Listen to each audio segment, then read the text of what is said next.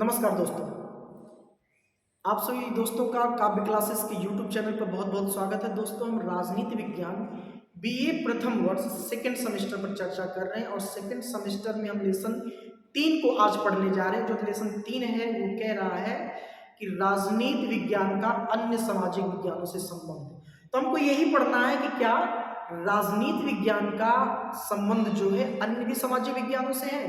तो जी हाँ मित्रों, बिल्कुल है। राजनीति विज्ञान का संबंध इतिहास से भी है, राजनीति विज्ञान का संबंध अर्थशास्त्र से भी है, राजनीति विज्ञान का जो संबंध है वो मनोविज्ञान से है, राजनीति विज्ञान का संबंध जो है वो भूगोल से भी है, राजनीति विज्ञान का जो संबंध है वो समाज शास्त्र से भी है।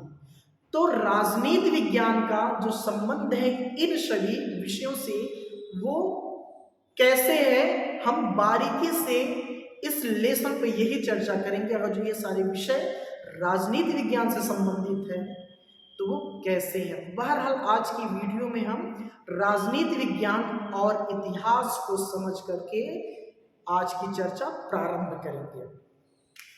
यहाँ कह रहा मित्रों, राजनीति विज्ञान और इतिहास। हम राजनीति विज्ञान और इतिहास के बीच में किसी और चीज को नहीं लाएंगे आज। तो देखिए, इतिहास क्या होता है मित्रों, हम चूंकि राजनीति विज्ञान और इतिहास को जोड़ करके देखते हैं। और इतिहास क्या होता है, मानव समाज और राज्य के भूतकालीन घटनाओं का क्रमबद्ध लेखा जोखा होता है। व्यक्ति, समाज और राज्य के भूतकालीन जीवन का क्रमबद्ध लेखा जोखा होता है क्या, इतिहास। और आपको पता है कि हम राजनीति विज्ञान में व्यक्ति का भी अध्ययन करते हैं, समाज का भी अध्ययन करते हैं, राज्य का भी अध्ययन करते हैं, इन सभी चीजों का हम अध्ययन करते हैं। तो हम ये पा रहे हैं कि जब हम इन सभी चीजों का अध्ययन करते हैं तो राज्य आता है, समाज आता है, व्यक्ति आता है, ये सारी चीजें आती हैं। और इन सभी चीजों का लेखा जोखा हमें कहाँ मिलता है, इतिहास के माध्यम से मिलता है। तो मैं समझ पा रहे हैं कि राजनीति विज्ञान में और इतिहास में बहुत ही नजदीकी संबंध है, बहुत ही घनिष्ठ संबंध है। और इसी के बारे में बहुत ही प्रसिद्ध राजनीतिक विचारक हैं, वो अपने विचार दे रहे हैं और कह रहे हैं कि राजनीति विज्ञान के बिना इतिहास का कोई फल नहीं, इतिहास के बिना राजनीति का कोई मूल्य नहीं। बहुत ही महत्वपूर्ण कोटेशन है, बहुत महत्वपूर्ण कथन है ये सीले का। तो हम ये सीले का जो कथन पढ़ करके समझ रहे हैं, हमें ऐसा लग रहा है कि राजनीति विज्ञान और इतिहास एक सिक्के के दो पहलू नजर आ रहे हैं। अब हमको ये समझना है कि इतिहास का राजनीति पर प्रभाव कैसा है। जो इतिहास है वह इतिहास राजनीति विज्ञान को कैसे प्रभाव में अपने लिए हुआ है, वो कैसे प्रभावित करता है। तो देखिए, यहां पर कह रहा है राजनीति विज्ञान इतिहास पर निर्भर। राजनीति विज्ञान क्या है, इतिहास पर निर्भर। चूंकि राज्य और राजनीतिक संस्थाएं एक विशेष, राज्य और राजनीतिक जो संस्थाएं जैसे कि संविधान, राष्ट्रीय सरकार, प्रादेशिक सरकार, तुलनात्मक राजनीतिक संस्थाएं, ये सभी चीजें राजनीतिक संस्थाओं के अंतर्गत आती। तो इन सभी चीजों का जो विकास हुआ है, यह किसी विशेष परिस्थिति पर इसका विकास नहीं किया गया, बल्कि ये धीरे धीरे धीरे धीरे समय के अनुसार, बदलती परिस्थितियों के अनुसार हमने इसका निर्माण नहीं किया, बल्कि यह समय के अनुसार विकसित होती चली गई, ये इसका विकास होता चला गया। हमने इसका निर्माण नहीं किया, बल्कि यह अपनी परिस्थितियों के अनुसार बदलती गई, इनका विकास होता चला गया। तो हमने एक चीज को छोड़ा, दूसरे को ग्रहण किया। तो हमने क्या किया, राजनीति विज्ञान का इतिहास पर ही निर्भर। यहां कह रहा राजनीति विज्ञान इतिहास पर ही निर्भर। तो इसमें कह रहा है कि राजनीति विज्ञान में हमने जिन भी समस्याओं, हमें लगा कि राजनीति विज्ञान में हमें फला समस्याएं हैं और उन समस्याओं का अपना एक इतिहास होता है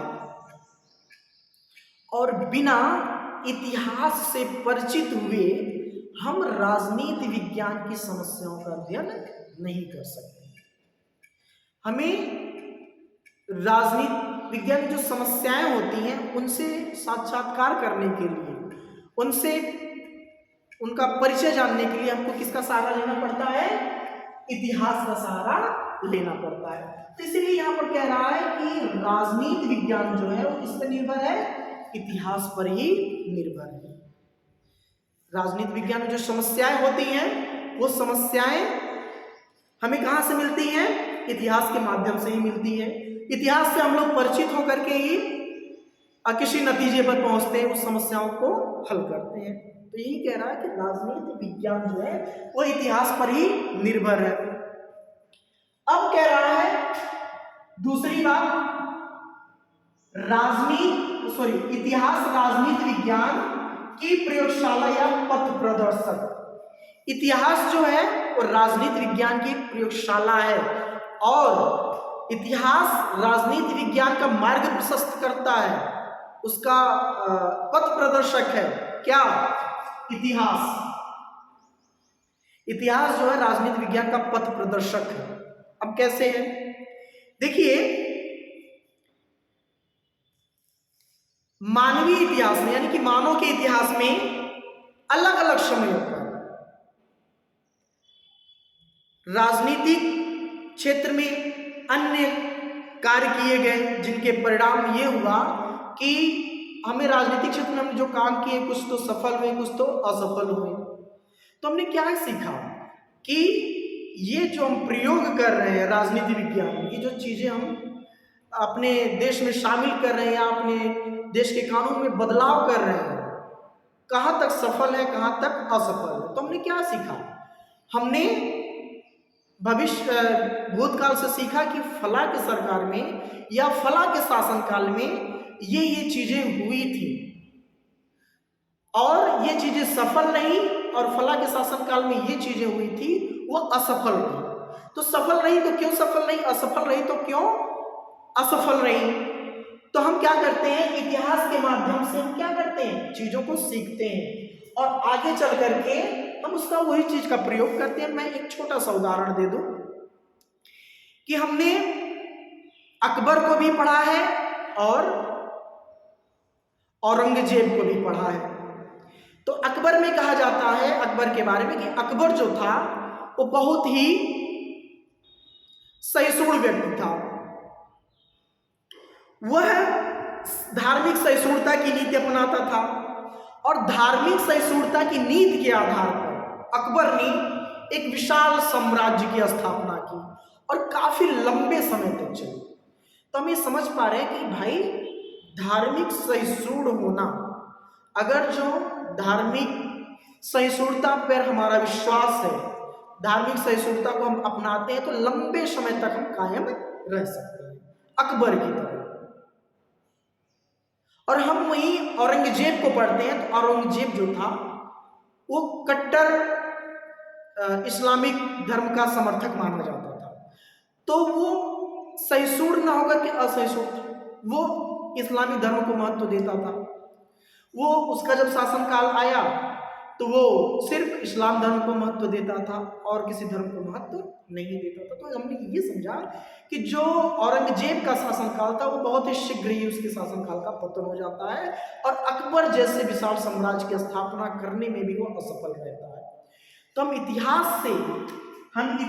से राजनीति विज्ञान में यह सीख पा रहे हैं कि अगर जो हम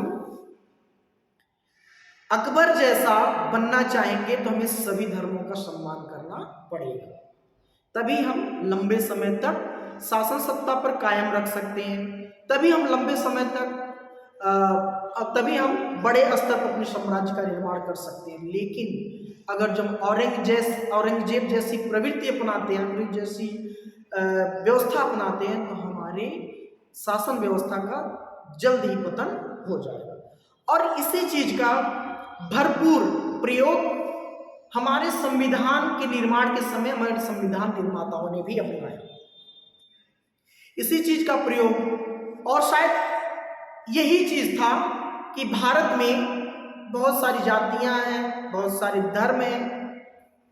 हमने क्या किया, उन सारी परिस्थितियों को देख करके हमने सीखा कि भारत का कोई अपना धर्म नहीं होगा, भारत एक धर्मनिरपेक्ष राज्य रहेगा,